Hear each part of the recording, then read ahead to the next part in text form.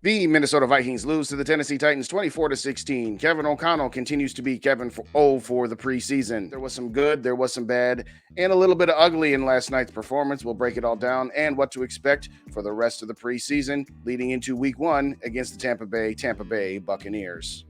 Both Nick Mullins and Ty Chandler didn't quite have the statistical performance they had last week against the Seattle Sea Chickens, but they continue to pass the eye test. Nick Mullins needs to be put on ice, and Jaren Hall needs to get the start next week. He has shown exactly what he is. He has nothing left to prove. He is a competent backup quarterback that if Kirk Cousins had to leave the rest of the game or was out for a week or two, he could keep the ship afloat. As far as Ty Chandler goes, still look competent as a runner, hit the hole as well as he could, and is still very, very well in pass pro. And that is what we need to see from him most of all, is his ability to be able to pick up a blitz, to keep Kirk Cousins upright if he's in on a third down and the other team blitzes him, because we all know that the offensive line is going to have trouble with that. I put the over-under on about 3 minutes and 17 seconds before Kevin O'Connell in his next press conference says that Nick Muse is the best number 4 tight end in the NFL.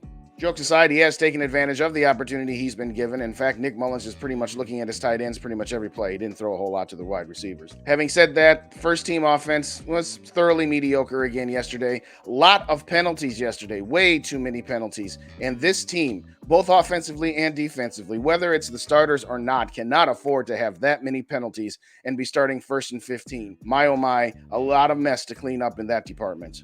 Jaren Hall had his ups and downs. First part of the third quarter, not so good. Last drive in the fourth quarter where they actually scored the touchdown, actually looked halfway decent. They actually opened up the playbook for him. Got him moving on some rollouts, let him use his legs, had some nice accuracy.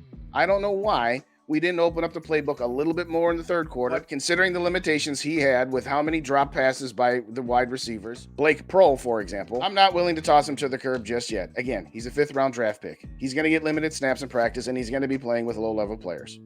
He's done the best he can. And yes, there was a couple of sacks that he's taken where he just stood there, didn't roll, didn't run out. But if you look at the all 22 of those plays, there was absolutely nowhere for him to go, nowhere for him to throw it to.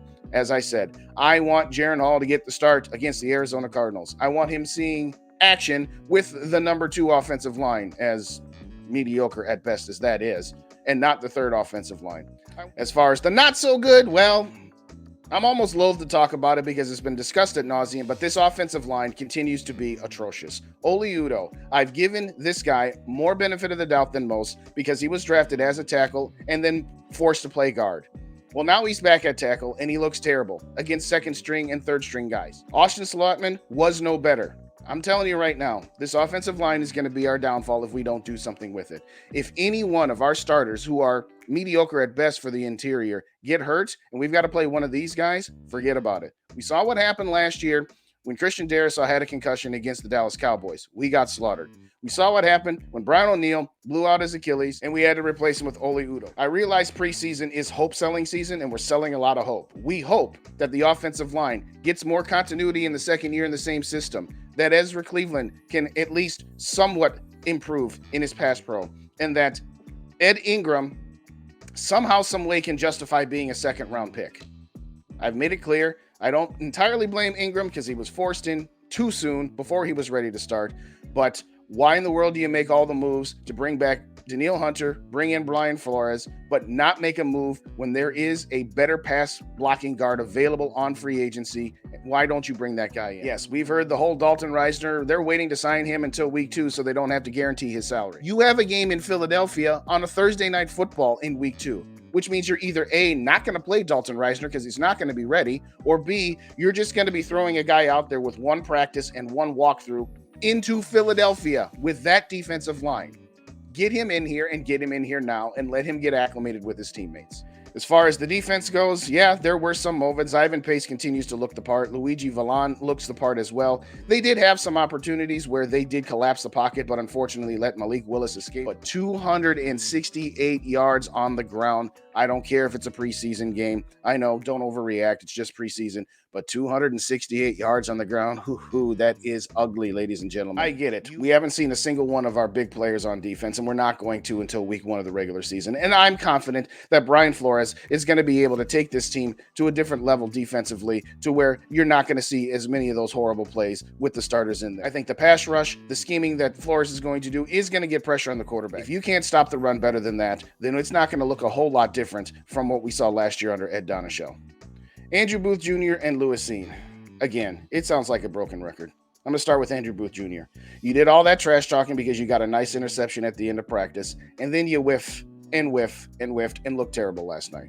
I'm trying not to rag too hard on the kid. He's doing his best. I get it. But it's time to move on from Andrew Booth Jr. You have 3rd and 4, outside tackle run, one-on-one with the running back, and you completely whiff on the guy. And a couple plays later, your buddy Lewis Cine whiffs on a touchdown run. Those are the opportunities to make yourself known. Those are the opportunities as a defense where you have to get yourself off the field. I've said it for weeks that I expect nothing from Andrew Booth Jr., so I'm no longer disappointed with his performances, because I've said any production you get from him is found money. But as far as Lewis Cine goes,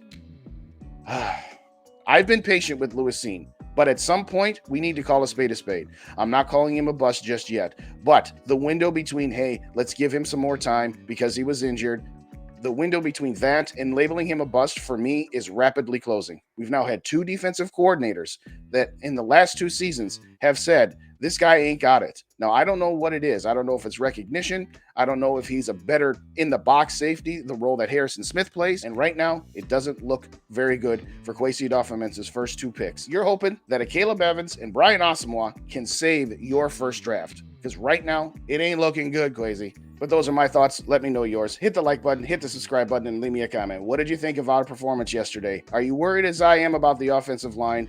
At this point, are you ready to be done with Andrew Booth Jr. or Lewis Cine? Let me know. Join me tomorrow night, 8 p.m. Central Time on SKOL for Days. We are 4 weeks away from week 1 against Tampa Bay.